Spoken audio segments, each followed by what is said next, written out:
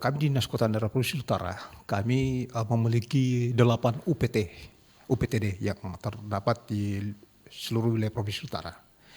Ada yang namanya tingkat tapak, UPT KPH unit 1 sampai unit 6, dan ditambah dengan Taman Hutan Raya dan Balai Perbenihan.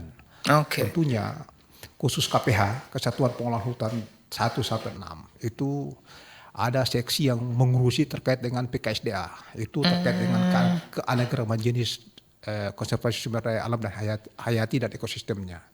Jadi kami di tingkat tapak tidak henti-hentinya melakukan kegiatan penyuluhan melalui teman-teman penyuluh yang ada di lapangan dan teman-teman Polhut, khususnya di wilayah kawasan masyarakat yang berdekatan dengan kawasan. Kami membentuk yang namanya kadar konservasi, kami melatih masyarakat mitra Polhut, bahkan ada masyarakat peduli api. Tujuannya adalah untuk menjaga keberlangsungan hidup ekosistem tumbuhan yang dilindungi yang ada di wilayah Provinsi Utara. Spesies yang dilindungi, terutama khususnya berada di wilayah Provinsi Utara, itu ada yang namanya makaka nigra, monyet hitam, yang jujur harus kita akui bahwa memang tingkat konsumsi masyarakat Sulawesi Utara terhadap perburuan, khususnya makaka nigra, monyet hitam ini sempat